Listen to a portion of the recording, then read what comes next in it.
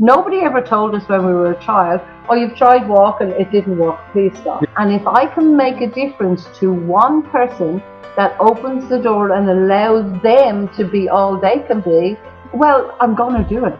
I'm just going to do it. But I always was an outside the box thinker. I never would settle for somebody saying, no, you can't do that. So I'd always go, well, how can I? The old way of marketing simply doesn't work the same anymore. I'm all for people helping the greater good. If you have a charity you're passionate about, if you have something you're passionate about, that's absolutely fine. But if it's not lucrative, find something that is, so you can get the money to actually make more of an impact in what you're passionate about. There's 4 distinct areas that are actually identified as lucrative areas. I didn't set out to start teaching this. It was purely my own journey of what's not working, why are people not going to them? When people did talk to me, they'd say, oh my God, I get so much value. And I said, well, why am I finding it so hard to get clients? And it was because I wasn't clear on the Panadol problem. I wasn't clear on their urgency gateway. Like, I literally want people to say, well, Jesus, if Carmel could do it, I can. The process is the process. Do the process, but don't not do the process. Tell me, if someone just got that right, they actually watched this back, wrote down BECCA like I have here, made their notes, and actually took themselves through a process and did that, what change would they expect in their business? They'd start getting people to see them. They'd start getting people to contact them. They'd start getting responses back. People would start seeing them more. I have a treat for you today. This woman is extraordinary. The first time we met, I was so impressed with her direct communication, with her insight, her wisdom, her love for people, but also a love for marketing. And I just felt like, here's someone who really gets it. You know, when you just click with people and you just go, I had such respect for her. And that was months ago. And then we were fortunate enough to be at another networking event just recently. And she flew all the way over from Perth to Brisbane. And we got to catch up, and I said, Carmel Murphy, it is so good to be connected. I would love to have you on the show. And here we are. We've made it happen. So without further ado, ladies and gentlemen, I give to you Carmel Murphy, the communication queen. Hey, how you going, Patrick? So good to be here. Yeah, the first thing that struck me about it was this beautiful Irish accent, right? Years of practice. Years of practice. Yeah. I don't believe it. Yeah, I am from Ireland. I'm from a beautiful place called Wicklow, which is known as the Garden of Ireland. Oh, beautiful. And living in Perth now?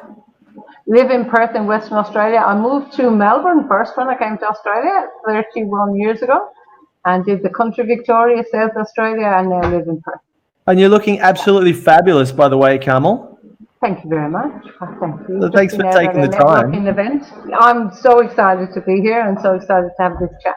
Unreal. Well, look, I really want to dive into, because you've got a really, with a whole career and lifetime basically and background in marketing and communication. So I want to hear a bit more about that. And you've developed some really practical functional models that can really help business owners. So I want to dive into more of that. But before we get into all of that, can I hear a little bit more about who you are and what brings you to be, like, from Ireland to Melbourne to Perth to be doing the kind of work that you're doing with business owners now? Tell me a little story. Sure. Tell you a little story. So I am the youngest daughter of five girls in a little small 2-bedroom house. And from the time I was very young, as you can imagine, with 4 older sisters, it was quite challenging to get my voice heard. So I used to have to do weird and wacky things quite often to do that. But what I discovered, I always had a need to, I don't fit in here. I'm not going to stay here forever. I just don't fit here. It's not quite right for me. And so throughout that, I was always rebelling. I ended up working in hospitality, which I did for many, many years. But I always had this thing about going to Australia. It was the weirdest thing. And I had an uncle that lived out here. So at 17, I actually went and lived in America for 3 months. Quite young. Yeah, I was supposed to go and live there forever, but I got homesick after 3 months. Came back and had a daughter, actually, and still wanted to come. So I met my husband, who was a plumber, so he had the qualifications to get to Australia. which helped us along. We had another daughter and came to Melbourne. That's where we came first. And I always remember we arrived in Melbourne, and the house we were in was a weatherboard house in the middle of January. As you can imagine, coming from Ireland, winter time in Ireland, in the middle of January, and it was weatherboard house with a rabbit living in the weatherboard, and the toilet was outside. I thought I had come to this really weird, oh my goodness, it was bizarre. But what year was this? What year was that, Carmel? Oh gosh, 1989, January. Okay, wow. Wow. Yeah, a little while ago. But you know what? I got bitten by a white-tailed spider within that first 6 months as well, and I'll never forget. I went to a doctor who was from Wales, and I had been bitten by this spider, and he's going, take these tablets. If they don't work, come back and see me. And all I had heard in Ireland was these poison spiders. I'm going, I might not be alive to come back to you and tell you. How do you know? Oh, it's bizarre. Yeah. But look, yeah, always had a need. It was a bit of an in and out. We went back to Ireland after a couple of years and came back out. But I always was an outside the box thinker. I never would settle for somebody saying, no, you can't do that. So I'd always go, well, how can I? So I went back to hospitality, and that's where I stayed for many years. And I went into recruitment in hospitality. I was a regional manager for a restaurant chain. And I always, again, thought, well, how can you get your restaurant seen? How can you get your bar seen? What can we do differently to make sure that people are coming to us? So I guess that's where the kind of marketing and that came out of. And then I went and I studied life coaching, which we do, and NLP and a few other little bells and whistles there, and came back to this idea of, when I studied that, I knew, or I was told, you had to know your ideal client. You had to know who you're speaking to. And I was, yeah, but I can help so many people.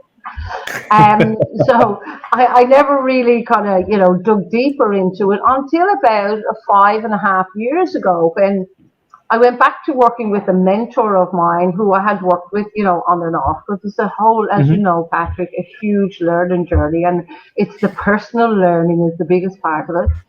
And he said to me, so who's your avatar, aka ideal client? And I went, yeah, she's and he kind of, I'd like to say held my hand, but there's sometimes it wasn't hand holding, and made me actually work on it. And the value that's come out of that is actually really recognizing who it is I help most, how I can help them, and really talking their language so that I can bring them to where they want to go, has just been so powerful in the last 5 years and has escalated my business because of that. So, I mean, and I stuffed it up. I started with the niche of hospitality. Surely I can help all these leaders in hospitality, and tried that, but it wasn't quite where I fit. So again, outside the box thinker, and go, where is this? So it changed everything. And now, as you heard the other night, I talk about how to nail your niche. I talk about how to uncover your lucrative target market. And I have a pretty tight stance on that, in terms of I'm all for people helping the greater good. If you have a charity you're passionate about, if you have something you're passionate about, that's absolutely fine. But if it's not lucrative, find something that is, that you're good at, that you can do, so you can get the money to actually make more of an impact in what you're passionate about. Yes. And that's one of the reasons I love you so much, right? Make money and make a difference, because you can't make a difference if you're not making any money, right? No, absolutely. So, and you got no lifestyle, and it's no fun at all. No. I love fun. I like fun. Cool. Brilliant. There you go. Well, thanks for sharing. Look, I definitely want to hear more about this niche thing, but tell me first, who is your ideal client? Who is the avatar now? Because after doing all this work on it, and obviously teaching this as well, give me an example of a description that, the Carmel Murphy definition for an ideal client. Sure. My ideal client document is actually 9 pages. Just 9 pages? Yeah, I've done a lot of work on it. And big font? Not big font. No, not big font. Normal font. Photographs? No photographs. No. And here's the thing. Before I go into that, I just want to say, so I get asked all the time, but Carmel, if I chunk down that much to one specific person, then Yep. all the other people that I know I could help, I can't help them. And here's the illusion. So when I have that 9-page document, that my one is 6-page I used before, and I've experimented with this in a room with men and women. I've printed it out and I've said, take it away, see if anything in that document resonates with you. And every single person came back with at least 1 to 2 sentences. Because if one person's feeling like this, lots of other people will. So my ideal client is like 100%. I know everything about her, inside out, upside down, everything. But somebody else might have 10% of what she has. Somebody else might have 50% of what they have. And they'll come to me because I'm known as the expert person. So it actually works to make you really clear on who you're speaking to. So that every time I'm speaking to someone, I'm speaking to Mary is my avatar now. I'm speaking to Mary, but my certainty itself becomes attractive. So that's how I ended up being called the Avatar Queen. People start saying, oh, yeah, I need to talk to you. You're the Avatar Queen. That was men, women, everything, because I became certain what I was talking about. Does that make sense? Totally. Yeah. Yep. So Mary, my avatar, is a woman of a certain age. So she's between 45 and 55, no more than 10 years. I know what her life circumstances are. I know the insight from her youth, as in my avatar actually. Can I comment on that too, because I hear, I mean, obviously we're doing similar work, and people all the time, they'll come and say, oh, so my ideal avatar is men or women between 25 and 55, and you go, it's like, that's not, I mean, I was just thinking about it now. In 89, you were leaving your country, you're leaving home with your husband, moving country, and I was learning to ride a bicycle. Now, do you reckon we might have a few references from 89? Do you know what I mean? Like, just that, you can't have a 20 or 30-year avatar. Like, even 10 years is huge. There's probably 10 years between us. But that's a wildly different experience, right? Absolutely. That's why it's got to be tight, because you can't talk to us the same way. No, absolutely. And that's such a great point. However, the opposite side of that is putting it down to that 10-year age gap. Doesn't mean you won't work with somebody that's an old soul, a bit younger, or somebody that's a bit older that says, hang on, I forgot to learn that part in my business. Yeah, absolutely. Perfect. All right, so continue. So Mary, age, what's the next bit? So I know all of her demographics, as in, you know, where does she live? Does she have children? What's her life circumstance? How she thinks. One thing that's really important as well is how does she consume her media? I think everything we've learned previously about marketing is wrong. And, you know, otherwise you'd already be successful, wouldn't it? Because the old way of marketing simply doesn't work the same anymore. We're being bombarded all the time. So how does your avatar consume their media? Are they on, you know, regular TV? Are they on Netflix? Have they got Foxtel? Are they actually on Facebook? If they are on Facebook, are they in groups?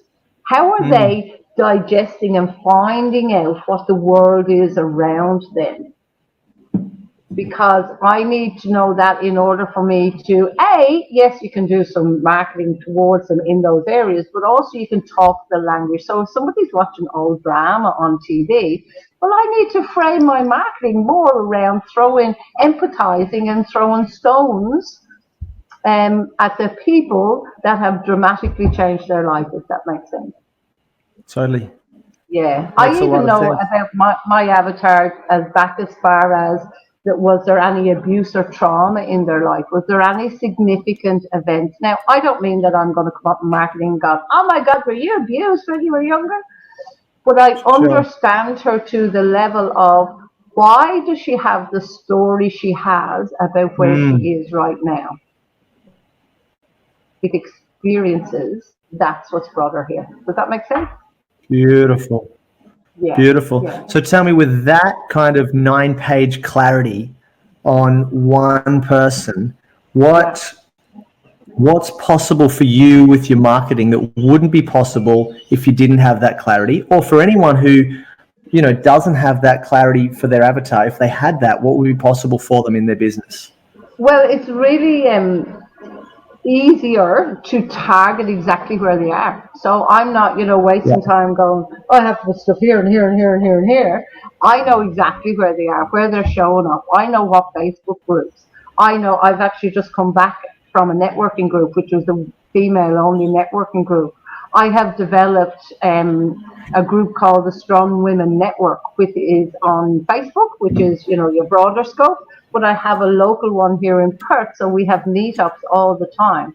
So I know where they hang out. I know what they're telling themselves inside. Did I spell that right? Strong Women Network? You did indeed, yes. Perfect. So that's a Facebook group, women only? Yeah. Perfect. And now, this is for... Again, that doesn't mean I only work with women. That's my ideal client. Yeah. And this is for women in business or for... Yeah. Women in business, again, those strong women that are coming out of corporate, or they've had a side business hobby for quite some years. They know they're clever. They've run businesses for other people, but they keep coming up against some kind of bloody block, and it can be sometimes a bit of technology and the illusion that we're all sold that they have to do it on their own. So I've developed that so that we have the support of the group. So there'll be somebody in there that knows some IT or whatever it is. Yeah. Beautiful. Yeah, it's such a crazy idea, this idea of the solopreneur. It's like, are you kidding me? Like, whoever built their business in a vacuum? Like, it's not possible. No. We all need a team, we need clients, we need suppliers, we need supporters, mentors, coaches, people that are looking up to us. Like, we need a whole community. They say it takes a tribe to raise a child. Well, it definitely takes a tribe to raise a business, right? Business is the most needy children ever. Yeah, absolutely. Oh, yeah. And look, I was just, as I said, at a networking group where it was women, and we were talking about courage. And one of the things that I said then is everyone expects to have courage, or you're told you have to have courage. But courage doesn't show up till you take an action.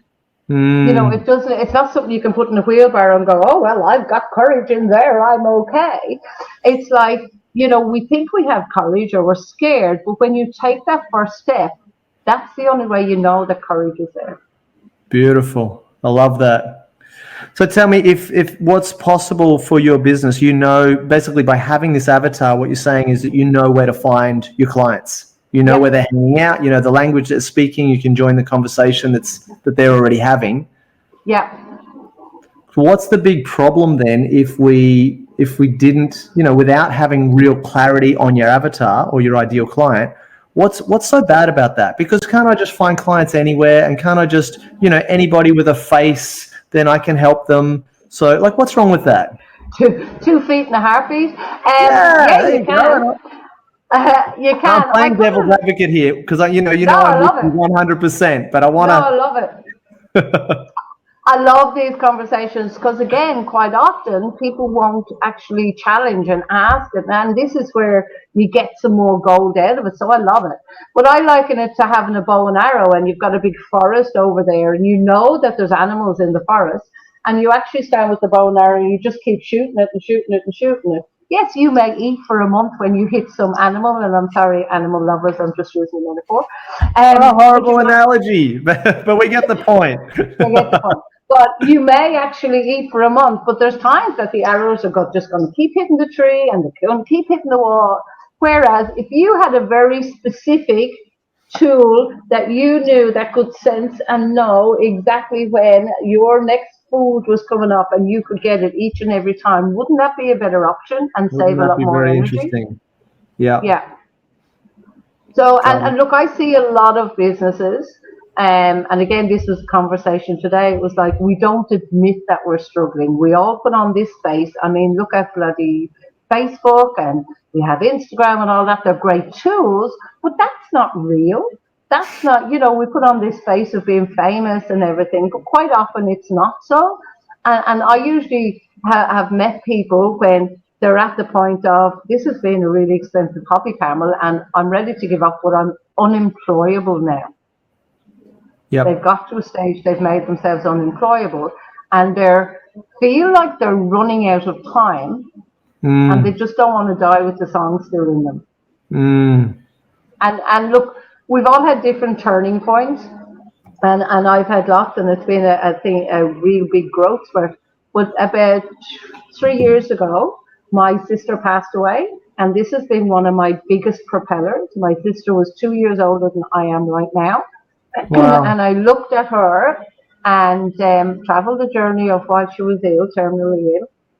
But I only shared this with you as in it really made me stop and think. She had her insurances, she had everything, she was already, for retirement kind of thing. And then Yeah. it's gone like that. And I'm going, what the hell am I doing? Getting ready for all of this. We have to live life. We have to enjoy life.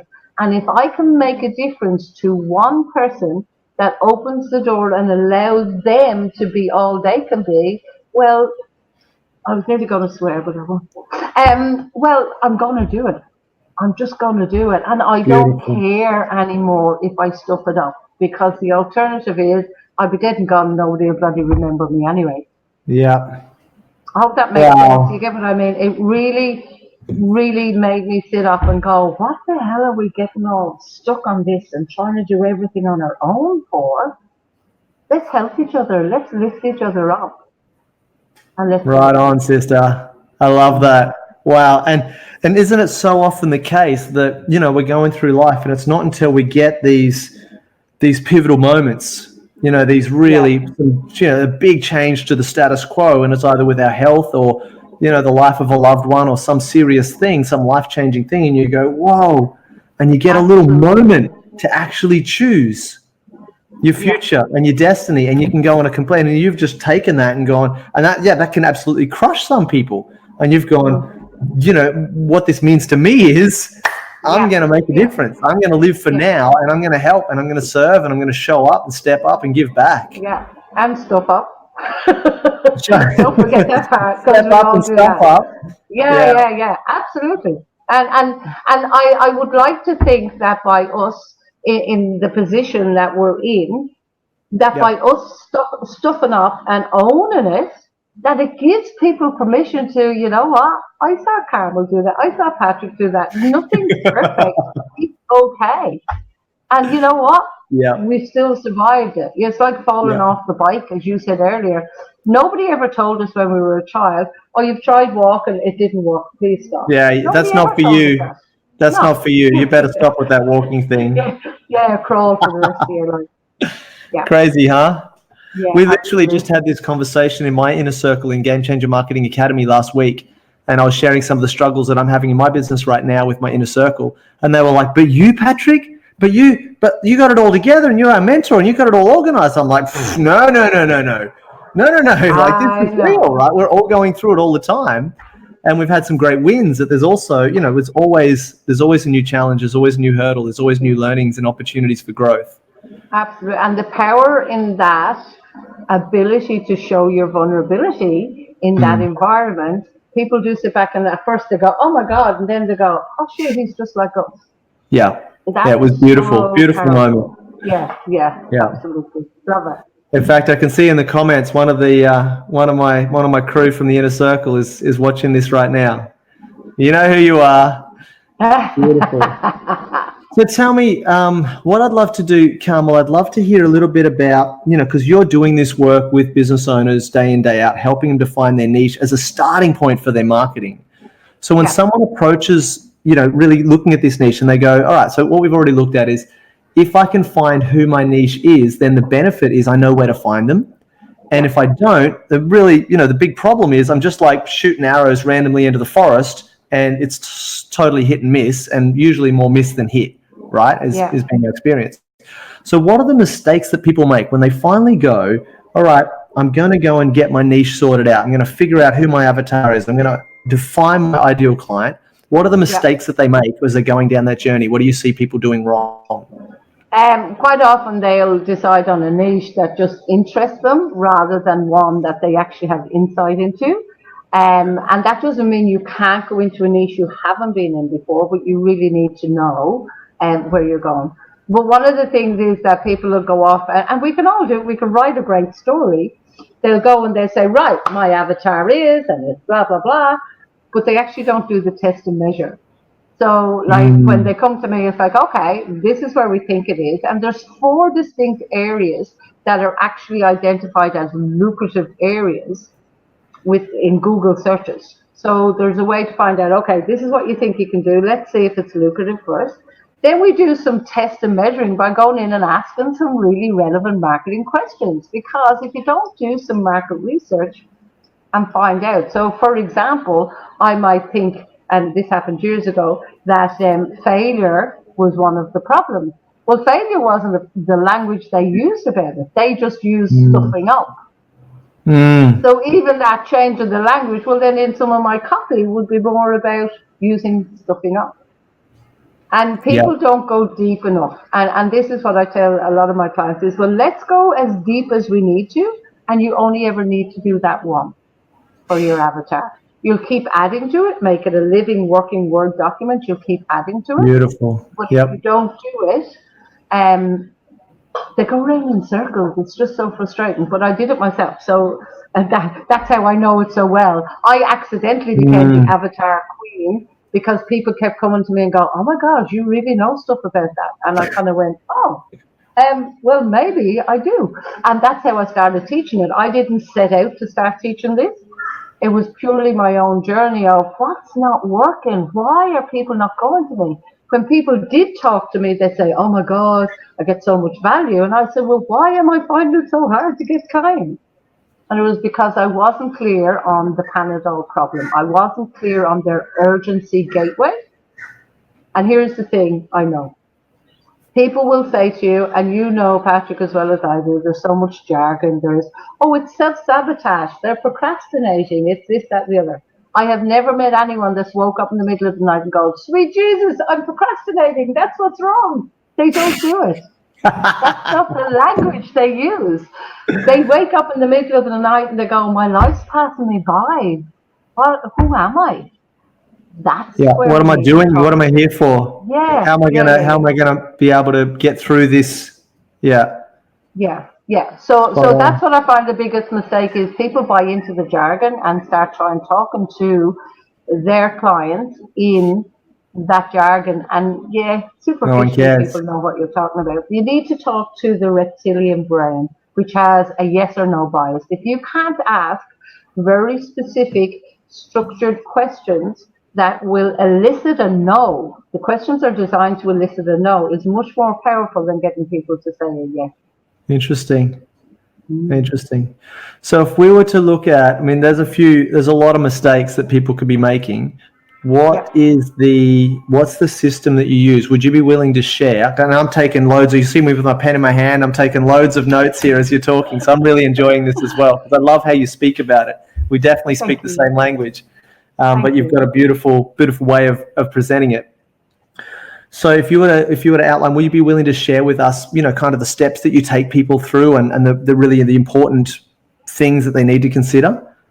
Cool. I've got two really different ones, but we'll go through the 5 ways to nail your niche. I think that's the most valuable thing. I mean, if we can get that, you nail your niche, and there's 5 steps, perfect. And this is what people, I've started calling it the BECCA Principle. And the BECCA Principle only because it's what helped me remember it initially, and I just thought, actually, it's quite interesting, the BECCA Principle, because one thing, again, people forget to do is... BECCA? BECCA. BECCA. All right, let's do this. BECCA. So B is for bond. You have to build a bond with your audience. James. But you have to build a psychological and emotional bond with them before they ever see you. So we have so many things online. There really needs to be a connection that they're going, oh, he adds value. Oh, yeah, I've seen his name before. I met 3 women today. They went, so you're Carmel? I'm going, yeah. I've been watching your lives, blah, blah, blah. And they're exactly my target audience. It was so funny. So you're Carmel, yeah. So, but they need to see that you're adding value. So I know a lot of people talk about this, and in coaching terms, specifically, a lot of people go, give away free stuff. I'm not talking about give away free stuff all the time, but add value. Go Yeah, into beautiful. where it is that your avatar is hanging out, add value, answer questions, etc. Then number two, so it's E, that you need to know the deepest desires and emotions that that are in your niche, so in your avatar. So what are the three deepest emotions that they will feel when you have helped them achieve their deepest desires? What are those deep emotions that they will feel? And what are their three deepest frustrations that they can't reach those desires right now? And that goes back to my other program, which is about avatar, and we talk about the psychographics, which digs down into the deepest desires. And Beautiful. then what are the emotions that they're feeling because of these frustrations? And Give me some examples.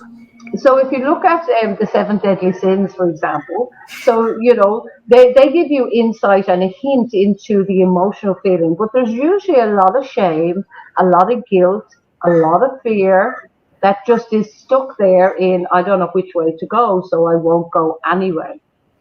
So that's kind of the E part of it. The next C is you can't nail your niche, or the best way to nail your niche, I should say, actually, is to develop a deep connection. Now, in my mind, there's two different connections. There's a surface connection, which is all about how you look on Facebook, how you look on Insta. There's that surface thing. I had a conversation with somebody today coming out of that networking event, and we have developed like this such a deep core connection, and she's scared of doing these kind of things. So she's scared of doing a Facebook Live. And I'm walking out with my arm around her because I know her so well now. So when are we going to do that Facebook Live? Do you want me to do it with you? Do you want to do it like this? And because she trusts me completely to do that with her now, because I have developed the bond, I get where her frustrations are coming from, and I know how to speak to her. Does that make sense? Totally. Yeah, and the core connection is where the real magic happens, because so this is the second C, core connection. Yeah. No, this is still the first C. This is still the first C. All right, so core connection. So we have to have the ability of empathizing and almost throwing stones at whoever they perceive is the enemy. So all those people that have taken your money before, or whatever that is, or all those common enemy. All the schools that never taught you that this was a thing, whatever it is, but in your language. So they're going, she gets me. So that's that. So when you get deep core connection and know what their urgency gateway is, so their urgency gateway is just something they're looking to fuel right now. Yeah, beautiful. So the second C is all about your three core messages. So three core messages are vital. So when I talk about three core messages, I'm talking about, for me, they're the three things that stand under everything I speak about. So I think I gave the example when I was speaking at that event, that one of the audience I speak to is about money and how to, get more money. So my three core messages are there is everything you've learned about money is wrong. Otherwise, you'd already be rich, wouldn't you? And you're conditioned for financial servitude, not freedom. And you don't need more money to become rich. You just need to learn how to multiply the value of the money you're already spending. So when I'm talking to people about money, I may not mention those, but they stand under everything I'm speaking about. Gotcha. So when I'm talking about marketing, one of them would be, for example, everything you have learned about marketing is wrong. Otherwise, you'd be successful. Because it's a whole new paradigm. And another one is stop trying to speak to everyone. It's not going to bring you financial freedom. Yes.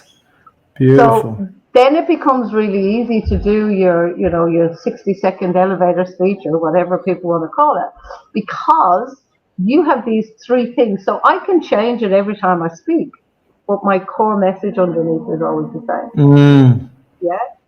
And then number 5 is your ability to anchor them. So this is our A, is to anchor them to good feelings, to you and your content through genuine goodwill.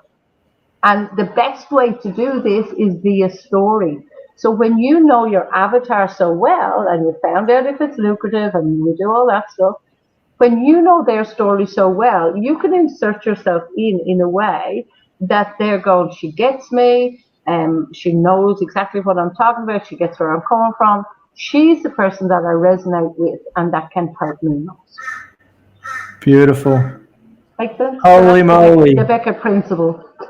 I like it. The BECCA, BECCA, 5 steps. So tell me, if someone just got that right, if they actually watched this back, wrote down BECCA like I have here, made their notes, and actually took themselves through a process and did that, what change would they expect in their business? They'd start getting people to see them. They'd start getting people to contact them. They'd start going, hang on, you're talking about that? Yeah. And they'd start getting responses back from, if they were in Facebook groups, just for example, to use an example, people would start seeing them more. Now, this is only one part of it. This is kind of the bigger funnel, if you like. So, you become, and that's what I was, because I did coaching and NLP and all that. So I was a coach. So I was talking about all of this kind of avatar and ideal client stuff. And that's how it kind of became like this. And then people started saying, this avatar stuff. And then I jumped right down to who in that group of coaches, consultants, business owners was actually my ideal avatar. So it helps you get clearer on that, because you start talking to them and you start realizing who's showing up more. And a good tip is always, if you're really stuck, to start on who your avatar is, start with yourself 3 to 5 years ago or before you've had that change or transition of whatever it is. Because the process is the process.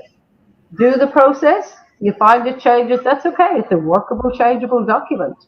But don't not do the process. Beautiful. So good. This is amazing. Carmel, thank you so much. I mean, I feel like I could talk to you forever, and I love the alignment. Thank you. I mean, only partially because I love that accent, but partially because what you're saying is so good too. So you got the double whammy there with me. It's fantastic. Tell me, for people, like, how can we get more of you? What's the first steps? I mean, obviously, join the Facebook group Strong Women Network that you mentioned earlier. What else can we do? And how can I get more of you? My business name is The Communication Queen, so there is also that, on Facebook as well, and obviously Carmel Murphy, and you'll see my picture is a little bit like this. So I only have a few friend spaces left there, so I'm always on Facebook Lives and different things in those. And my website, at the moment, my website is under some construction, but at the moment there is still a marketing audit template that you can download, a PDF from there. What's the website? It's the Communication Queen, .com.au. Obviously, fantastic. So they can go on there. As I said, because my original niche was hospitality, and the whole website was designed that way. It's now been. So somebody went out of business and I had to change the whole website, as happens to it. We roll with the punches, and that happens to people. Tell me what I can get when I get there. When I go to the communicationqueen.com.au, why would I go there? What can I get? What's in it for me? Yeah, at the moment, what's in it for you is there is a free PDF on a marketing audit and what kind of things to look for within a marketing audit that would benefit your business. You know what's so funny? I've just had a look at the site now, and there's a big marketing mastery. Get the Creating Greater Influence, Persuasion and Acceptance. Download the free PDF. Yeah. Is that the one? Yeah. And the site looks beautiful. Isn't it so funny that as marketers especially, but we always look at our own stuff and go, oh, that's no good. No, that's got to all be redone. No, that's just not. Yeah. And then someone else turning up for the first time goes, well, it's nice. It looks great. Yeah. There you go. And on the Communication Queen page, when you go to the business page, you will get an opportunity to download another PDF, which is the 5 steps to uncovering your lucrative target market. Beautiful. That's in Facebook? Yeah. Fantastic. Any events coming up? Anything interesting happening? You're in Perth, right? Yes. Whereabouts in Perth? I'm in a place called Swanview, which is close to Midland. Okay. With my chickens and my ducks and my geese, but let's fabulous. True story. We Tomorrow night, I have Strong Women Network. We have a meetup tomorrow night. And on the 26th of October, we actually have the 5 steps to uncovering your lucrative target market half-day workshop. Wow. Yeah. Unreal. How much is that? And then we have, that one's $49, but we have a 4-day retreat in November, which has my mentor, who has built 4 multi-million-dollar businesses from the ground up. There has myself, and I also have a copywriter. So it's a copy and marketing retreat, and we also show people how to do video, as in video for their training to put on a membership site and things like that. Unreal. And just message you for info on that? Absolutely, I'm happy to send you the link on that. That's 4 full days, and it has sleepover facilities too here in Perth. In a beautiful area, Patrick, because it's really important, as you would know, to actually make sure that you're in an environment that you're working on your business, not in it. So we have a labyrinth and everything there. It's in a country area. It's really geared for people to step out of it. There's outside areas. There's even a huge chessboard. You'd love it, like a stand-up chessboard. So cool. So that you can have a bit of fun while you're actually learning and growing, and you're not caught up in the hustle bustle for 4 full days. Yeah. Got it. That's it. I'm coming. I'm coming over. I wish you were here. I'd love to have you. I run the Game Changer Business Network, and we run a Facebook group, and then we've got a whole bunch of morning breakfast events and evening events where I do interviews like this, but we get the networking part of it as well. So it's like, it's like come to the concert instead of just listening to the CD, right? You actually get the full experience. It's really cool. And we've got a Game Changer Business evening coming up. I wish next time you're in Brisbane, let me know when you're coming over. I would love to feature you at one of our breakfast events or evening events. I'm there in February for a boot camp. All right, well, I'll make a note of that, and we'll chat about it afterwards. Because this has just been so much fun and so valuable. I always look at, am I having fun? Am I learning something? Yeah, and if either of those two are missing, I'm out, right? Yeah. Me too. You get bored with it, don't you? Yeah, absolutely. Cool. Well, Carmel, thank you so much for taking the time to connect. I'm so grateful for this. Any final thoughts before we wrap up? Final words? Anything about niche or about business? Anything philosophical? What do you think? Philosophical, of course. I guess for me, the biggest thing is it doesn't matter how slowly you go as long as you don't stop. If it's something you're thinking about, if it's something that's always on your mind, just don't stop. For many years I worked full time. I went in and out of the workplace, but I never stopped underneath. I never stopped, no matter what happened, because trust me when I tell you, a few years down the track, you'll be sitting there going, why didn't I? Even Steve Jobs, isn't it? What was it Steve Jobs said at the end of his life? He said, I have, all of the money, I'm paraphrasing, but all of the money you could ever want, but I'm still lying here dying on my own. Wow. And that's not, I want to, lie on my deathbed and know that I've made a difference. And be going, yes, I did that. Yeah. I reckon as if I'm on a motorbike going into my grave like that, Love it. Yeah. Have you got some insight around what you'd love that difference or that legacy to be? Are you willing to share, I should say? The legacy I want to leave is the power to actually make decisions and be themselves. Like, I literally want people to say, well, Jesus, if Carmel could do it, I can. Because I'm really the youngest daughter of a family of 5 from a 2-bedroom house in a little tiny, literally our house has been just sold, my parents' house, 57 square meters, and that was after the extension was put on. I'm nothing special any more than anyone else is. And why are we, keeping each other down and, having all these bullshit beliefs? So I would like to think that, well, if she could do it, then surely I can. Carmel Murphy, I'm so grateful. Thank you so much. Really appreciate your time. I thoroughly enjoyed this connection, and I can't wait to chat to you again soon. All right. Thank you. Bye for me. How good was that, right? Insane. I'm going to wrap up. I'd love to see you if you're available for Game Changer Business Evening in Brisbane. So feel free to register for that and join Game Changer Business Network. But definitely, women, go and check out Carmel Murphy's Strong Women Network. What an extraordinary way to connect with a remarkable woman. All right, lots of love. I'll speak to you soon. Bye for now.